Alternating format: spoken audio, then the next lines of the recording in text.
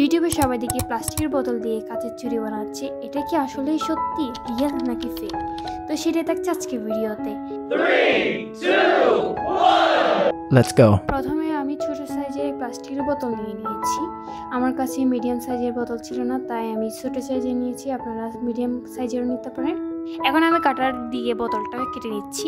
বাপরে বাপ, যে কষ্ট হলো আমার বোতলটা কাটতে। তোমরা কাটার দিয়ে না কেটে দা বা বটি দিয়ে কাটতে পারো। এখন আমি সেম সাইজের 3টা কেটে নিয়েছি। এরপর ফেব্রিক রেড কালার দিয়ে আমি এগুলো কালার করে নিব।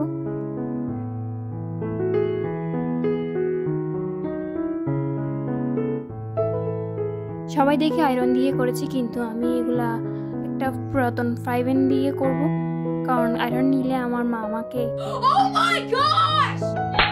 এরকম করে সবগুলো করে নিব। করে নেওয়ার পর এগুলো দেখতে এমনই হয়েছে, কিছু আঁকা বাঁকা হয়েছে। কেন জানি না আমার কি ভুল হয়েছে, এরকম একটু আঁকা বাঁকা টাইপের হয়েছে, বাট কিন্তু দেখতে অনেক কিন্তু সুন্দর লাগতেছে, তাই না?